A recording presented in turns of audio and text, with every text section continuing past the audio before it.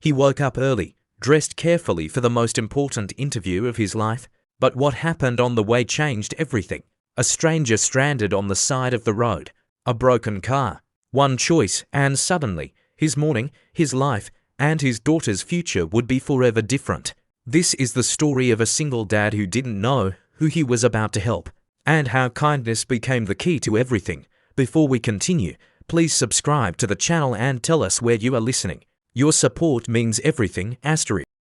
No one in the small town of Willow Bend knew what truly happened on the morning Elijah Carter missed the most important job interview of his life, but everyone would soon learn that a single act of kindness can change a future. No resume ever could. Elijah Carter woke before sunrise, long before the rest of Willow Bend stirred. The sky was still dark, painted in soft navy streaks, and the quiet neighborhood was tucked under a blanket of sleep. In the small two-bedroom home he shared with his 6-year-old daughter, Maya, the only sound was the hum of the refrigerator and the warmth of soft breaths coming from the little girl curled on the couch. Elijah had let her sleep there again. She said the couch made her feel like she was camping, and he didn't have the heart to deny her such small joys. Being a single father meant choosing his battles, and this one wasn't worth fighting. Today mattered more than any day in the last 2 years. Elijah stood in front of the mirror in the hallway, adjusting the tie he had borrowed from his neighbor, Mr. Jenkins, the kind of man who always waved from his porch and still believed in ironing everything, even pajamas. "You got this, son," Mr. Jenkins had told him the night before. "You walk in there with that heart of yours and they'd be fools not to hire you." Elijah hoped that was true. He had been laid off from his warehouse job nearly a year before. What savings he had dried up quickly as he tended to Maya's school needs, medical checkups, shoes she seemed to outgrow weekly, and the basic cost of staying afloat. He never complained, never once let Maya see him sink. He laughed with her, taught her how to make pancakes, braided her hair every morning with a technique he learned from videos online, and made their small life feel full. But behind those smiles, weight lived in his chest. The weight of overdue bills, the weight of dreams put on hold, the weight of wanting to give Maya a life brighter than his own past. Today, he finally had a chance, a job interview at Whitmore Industries, the largest employer within 50 miles, a place that offered stability, health benefits, room to grow. People said landing a job there could lift a family from struggle to security. Elijah checked the time, 6:02 a.m. He had calculated everything carefully, drop Maya at his mother's by 7 o'clock, arrive at the interview by 8 o'clock, breathe, look them in the eyes, tell them he was ready to rebuild his life. He walked into the living room and gently brushed a curl from Maya's forehead. "Munchkin," he whispered. "Time to wake up." Her eyes fluttered open, soft brown and full of sleepy trust. "Daddy, is today the big day?" "Yes," he said, trying to keep his nerves hidden beneath his smile. "Today's the big day." Little did he know, the day would become big for reasons he never could have planned, and it wouldn't be because of the interview. 7:10 a.m. Elijah had dropped Maya at his mother's house with a kiss on her cheek and a promise. "I'll pick you up later with good news." His mother squeezed his hand. "You deserve this, Elijah. Go show them who you are." By 7:28, he was driving down Highway 14, the sky now brushed with orange streaks. He kept rehearsing his answers in his head. "Tell us about yourself. What makes you a good fit? Where do you see yourself in 5 years?" He didn't have rehearsed lines. His story wasn't polished or pretty, but he planned to speak his truth about resilience, responsibility, and the strength he found in raising his daughter alone. The last turn before the industrial district curved near a stretch of quiet farmland. As he approached, Elijah spotted a silver SUV pulled over on the shoulder, hazard lights blinking like desperate heartbeats. At first, he drove past. He had to. Time was tight. Then he saw her. A woman stood outside the SUV, pacing in front of the hood. Early 40s, professional clothes, hair pulled into a bun that had loosened from frustration. She was waving frantically at passing cars, but none slowed. Something inside Elijah shifted. He pressed the brake and pulled over. "Come on, man," he muttered to himself, torn. "This interview. You can't miss it." But as he saw the panic in her movements, the way she kept checking her phone as if begging for a signal, he knew he couldn't drive away. His mama didn't raise him like that. And he wanted to be the kind of man Maya believed him to be. He stepped out of his car. "You okay, ma'am?" he called. She spun around, relief washing over her face. Oh, thank goodness. My car just died, and my phone isn't picking up any signal. I am supposed to be somewhere really important this morning. Elijah gave a sympathetic smile. I know the feeling. She looked at him then, really looked, sensing sincerity in his voice. I'm sorry, she said. I'm probably ruining your morning. He glanced at the time on his phone. 7:41. If he helped her for even 15 minutes, the interview would be tight. Very tight, but humanity spoke louder than his fears. You're not ruining anything, he said. Pop the hood. Let's take a look. Under the hood, steam hissed.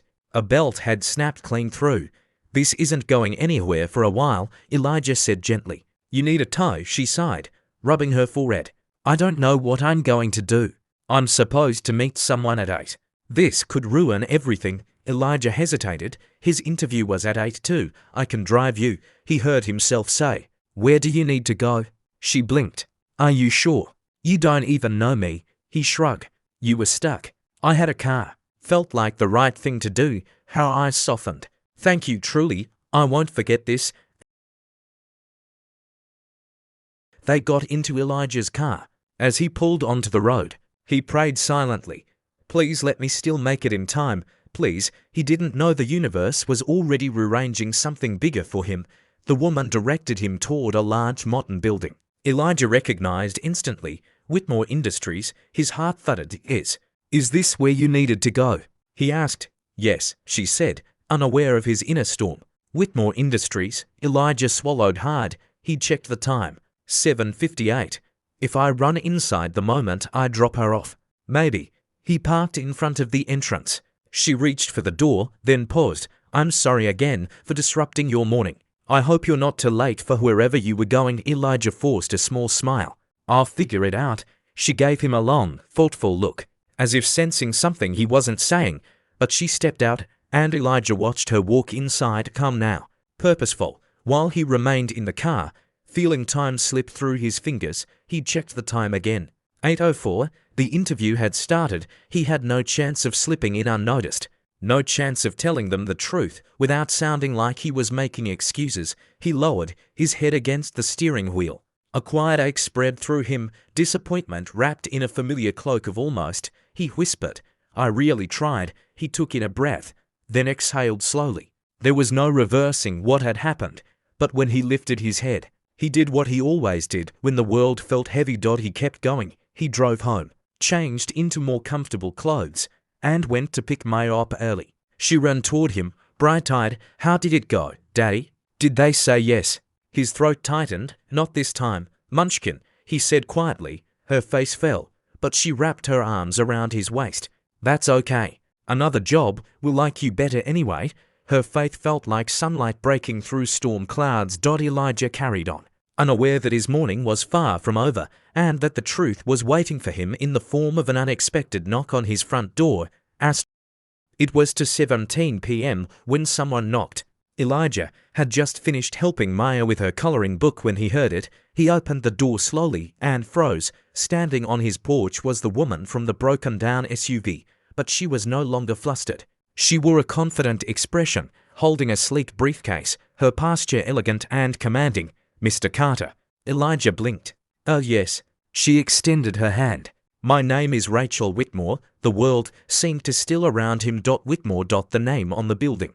The name on the job posting. The name on all the company's trucks. You're the owner. Elijah managed. CEO. She corrected kindly. My father retired last year, and I took over operations. Elijah's mind spun. I don't understand, he said. Rachel smiled softly. This morning, a kind man stopped to help a stranger with a broken car and gave up something important to do so. When I realized what that stranger did for me, I had to come find him. He felt his breath catch. Ma'am, I wasn't expecting anything. I just saw someone who needed help. That's exactly why I'm here. She stepped inside when he moved aside, her eyes scanning the small but tidy home, lingering on Maya, who peeked out from behind the couch. And this must be your daughter, Rachel said warmly. Maya, Elijah said, gently nudging her forward. Say hello. Maya waved, shy but curious. Hi. Rachel crouched down. Your dad helped me a lot today. You must be proud of him. Maya nodded. He's the best dad. Something softened in Rachel's expression at that dot. She stood and faced Elijah. You missed your interview this morning, didn't you? Elijah hesitated, then nodded. I did. Because of me. He shook his head. Because it was the right thing to do. Rachel studied him, her eyes full of something like admiration. Mr. Carter, she began, her tone shifting to something official yet warm.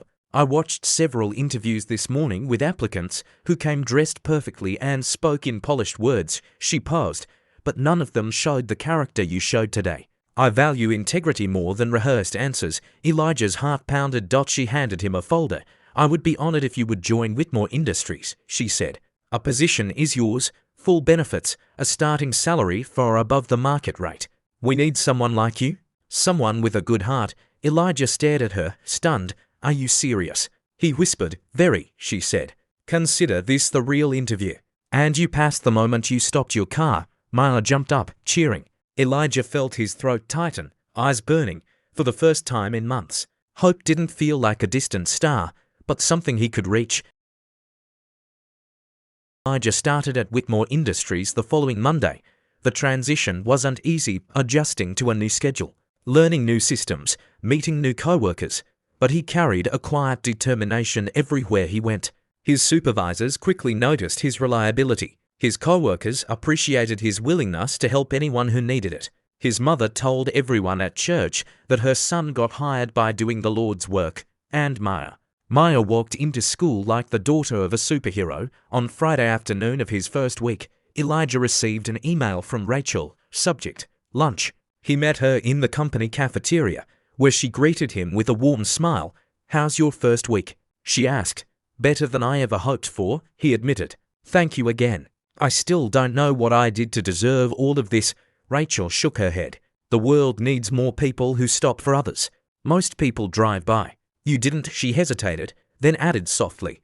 And I truly meant it. I won't forget what you did.